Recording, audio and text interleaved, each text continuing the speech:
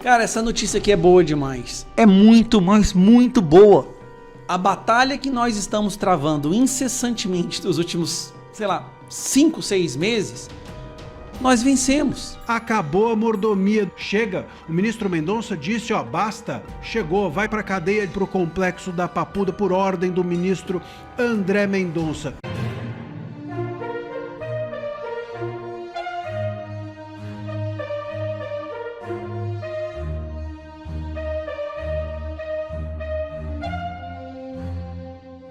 Família de Moraes acusa Alessandro Vieira de associá-la ao PCC. É isso mesmo. A família do ministro do STF, Alexandre de Moraes, processou o senador Alessandro Vieira por 60 mil, acusando-o de associá-los ao PCC durante uma entrevista em março. A esposa e os filhos do ministro alegam que Vieira ultrapassou a imunidade parlamentar ao sugerir ligações financeiras entre o crime organizado e seu escritório. A defesa argumenta que a imunidade não protege imputações criminais e que Vieira buscou atenção pública de forma ilegítima. A esposa e os 2 filhos do magistrado acusam o político de associá-los ao primeiro comando da capital. Mendonça autoriza transferência de Vorcaro para a Papudinha. É isso mesmo. O ministro André Mendonça, do STF, autorizou a transferência do ex-banqueiro Daniel Vorcaro para a Papudinha. Ele está preso na superintendência da PF desde março, investigado na Operação Compliance Zero por fraudes financeiras. A mudança foi solicitada pela PF, que também defendeu a manutenção da prisão preventiva, contra o pedido de prisão domiciliar da defesa. O ministro André Mendonça, do Supremo Tribunal Federal, autorizou, nesta quinta-feira, a transferência do ex-banqueiro Daniel Vorcaro para o Centro de Detenção Provisória 2, conhecido como Papudinha, no Distrito Federal.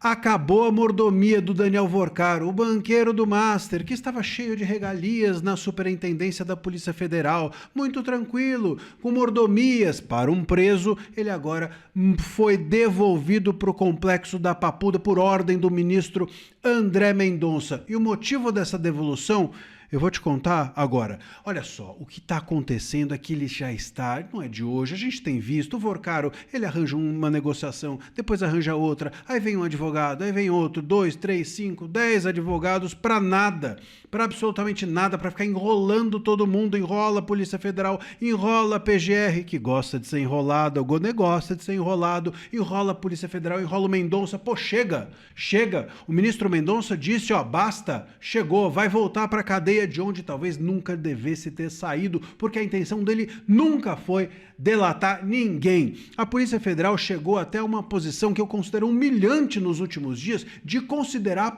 a possibilidade de negociação com ele, porque assim talvez se descobriria onde que os valores que ele tem fora do país estavam, porque não estavam conseguindo alcançar bens dele fora do Brasil. E aí, quem sabe, pensava a Polícia Federal, se a gente negociar com ele essa devolução de dinheiro, ele talvez não precise delatar ninguém. Balela, parem com isso. Primeiro que, óbvio, que se a gente consegue recuperar o dinheiro, mas não consegue prender quem levou o dinheiro para fora do país, o que adianta? A impunidade está feita. E segundo, que a gente já passou pela experiência da Lava Jato, que é devolverem dinheiro para o Estado e o Estado depois, por ordem do STF, devolver de volta o dinheiro para quem roubou. Então não adianta nada pegar dinheiro, tem que pegar as pessoas e punir exemplarmente. E é isso que cansou o André Mendonça. E cansou e já era hora de cansar. Cansou até tarde, enrolaram muito com o Vorcaro, que queria ficar enrolando mesmo todo mundo para não ser devolvido para a cadeia.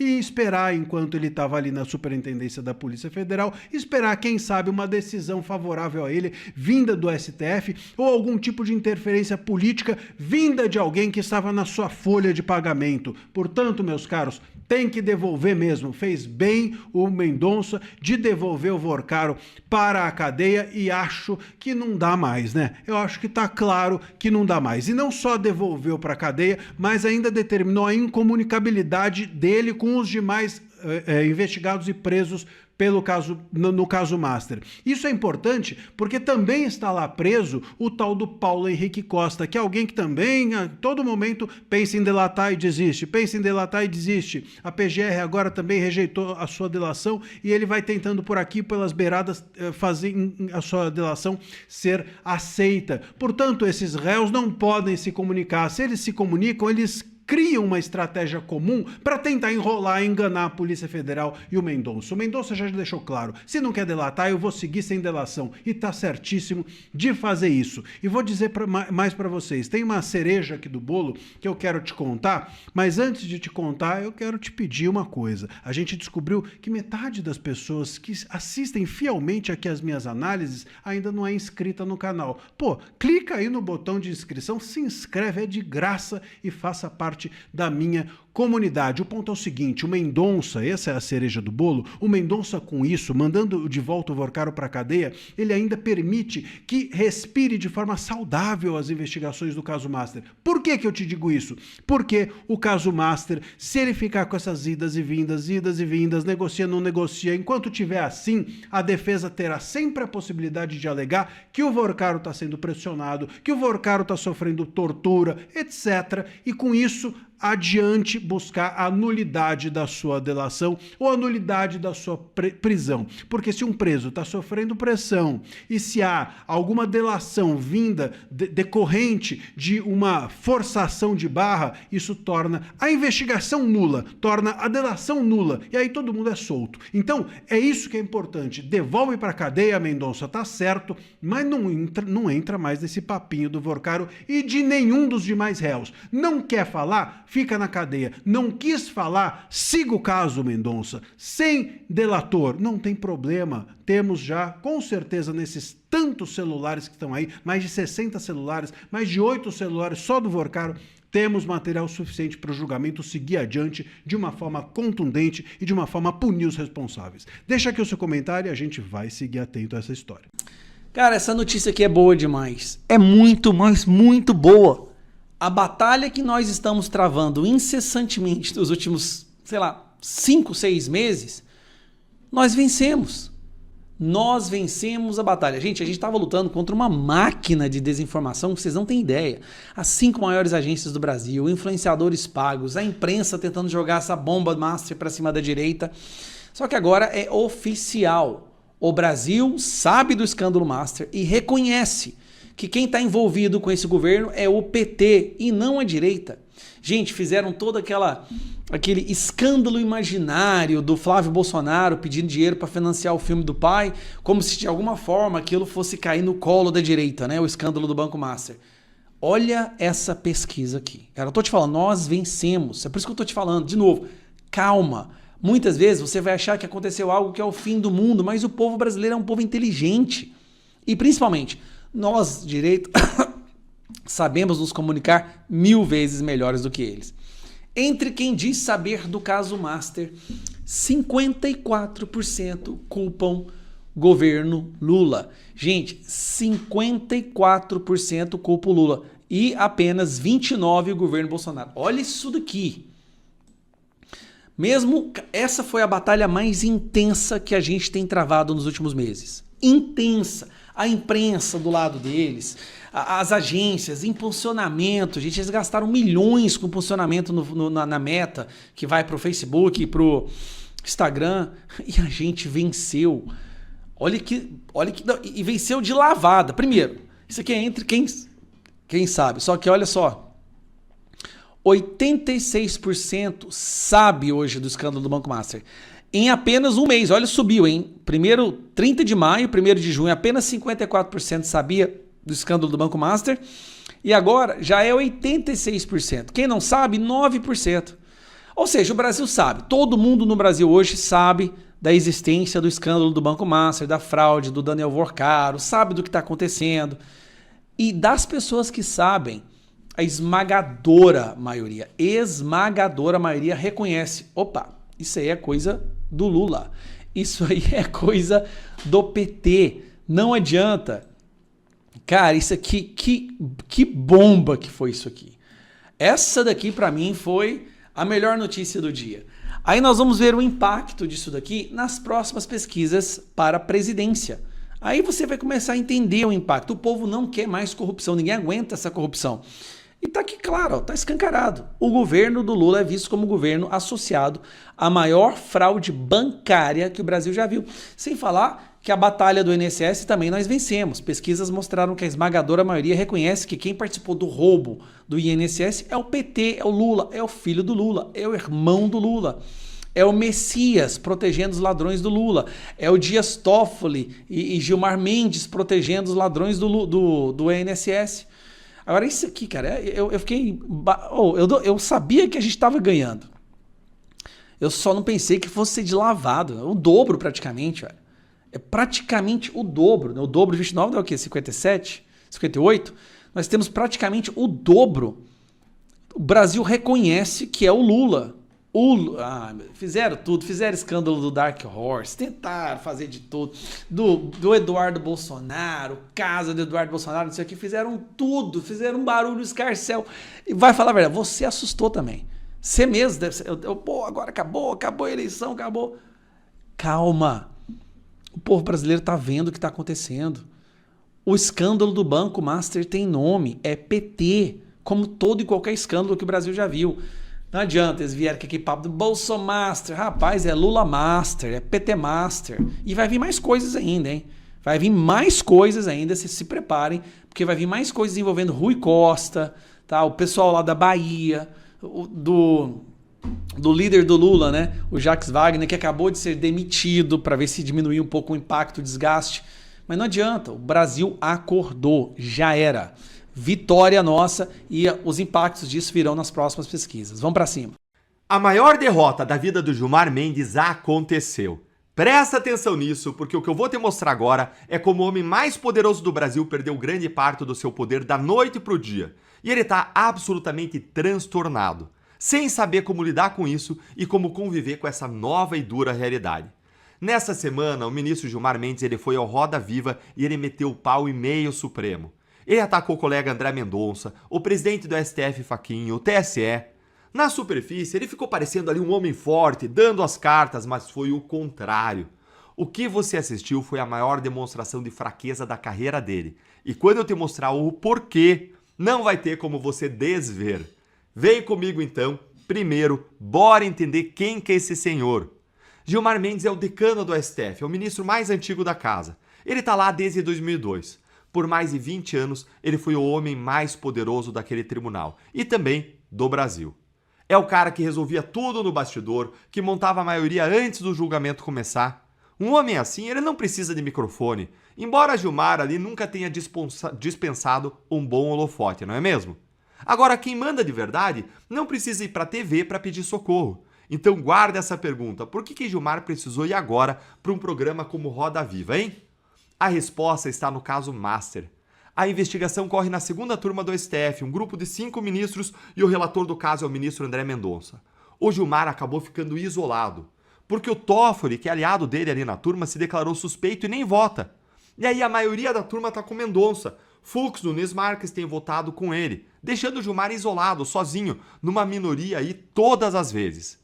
E aí vem a primeira fraqueza que ficou escancarada, a primeira prova da fraqueza que foi dita pelos próprios especialistas. Existe uma lei, a Lei Orgânica da Magistratura, que proíbe qualquer juiz de ir lá comentar um processo em andamento ou de falar mal da decisão de um colega fora dos autos. Vale para o juiz da comarca mais perdida do interior e vale para o ministro do STF. Só que o Gilmar Mendes ele nunca respeitou essa regra. Depois da entrevista do Roda Viva, a grande imprensa, que normalmente é cínica, desconfia das intenções, não acredita em boa intenção de ninguém, ela foi atrás de ouvir especialistas que criticaram o Gilmar duramente. Como se isso não tivesse acontecido, gente, não estivesse acontecendo há 20 anos ininterruptos. Mas a gente vê agora sair a crítica, agora saiu a ponta do iceberg para fora e olha o que apontou uma das professoras que foram ouvidas. O pior das falas do Gilmar Mendes está naquelas passagens em que ele busca antever qual virá a ser a maioria do tribunal. Para tudo e pensa nisso. O ministro que vai à TV prevê quem vai ganhar a votação. Peraí, isso aí é juízo evidente. É mãe de Ná agora? Mãe de Gilmar Mendes? Vai jogar tarô agora no plenário? E olha, gente, o que vem agora dá uma ideia do tamanho do estrago. A imprensa inteira virando contra ele de uma vez. Mas antes deixa eu dar um recado muito rápido. A minha equipe, ela me mostrou aqui que quase metade de vocês que assistem aos nossos vídeos todos os dias não estão inscritos aqui no canal. Então eu vou pedir rapidamente, se inscreve, clica no sininho, não custa nada para você. Isso faz melhor os vídeos chegarem a você, você conseguir acompanhar o que está acontecendo por aqui com regularidade. Isso aumenta também a nossa voz, a voz da nossa indignação. Aqui a sua casa vai chegar mais longe e você nos ajuda a levar análises para você todos os dias cada vez melhores. Então se inscreve aí, vem comigo, porque agora vem o que importa. Quando o ministro ele perde a queda de braço por dentro e ele vai gritar lá fora na imprensa, acontece o que aconteceu nessa semana. A imprensa, que sempre blindou a STF, se virou contra ele. Olha aqui o editorial do Estadão, que é a opinião oficial de um jornal. Saiu com o título "Um desserviço ao Supremo". Leia aqui comigo o que eles escreveram. O senhor Gilmar Mendes mirou em muitos alvos, mas alvejada foi a dignidade do próprio Supremo.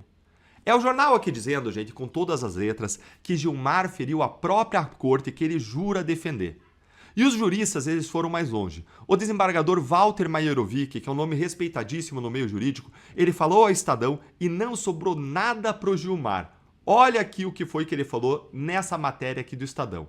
Garantista seletivo, ou seja, solta os poderosos, mas não as outras pessoas na mesma condição, 2 pesos, 2 medidas, chamou ele de garantista seletivo, ele garante sim os poderosos. No escândalo Vorcaro, espalhou joio para, num futuro próximo, colherem-se nulidades, com a desmoralização do próprio STF. Repara, para o jurista, o Gilmar está plantando caos de propósito para colher nulidade lá na frente. Ele está espalhando joio para arrancar o trigo junto. E por que toda essa fúria aí? Porque o decano, ele queima a própria reputação desse jeito, dando tantas demonstrações aí de instabilidade emocional. Por que ele está fazendo isso? Por que ele está mostrando o seu destempero ou seu transtorno em público? Aqui está a parte mais grave. E, de novo, é a imprensa que aponta. A coluna do Estadão, ela escreveu que a defesa do Vorcaro ganha sócios no poder para buscar nulidades. E que essa busca por anular o caso, diz a imprensa, alcançou gabinetes e julgadores do Supremo. Em português claro para você, tem gente de toga lá dentro do Supremo trabalhando para estourar a investigação do Master. E por que o Gilmar entraria nessa? Porque o Master ele mira 2 colegas de turma dele, o Toffoli e o Moraes, que são seus maiores aliados. Salvando o caso do banqueiro, ele salva os seus amigos.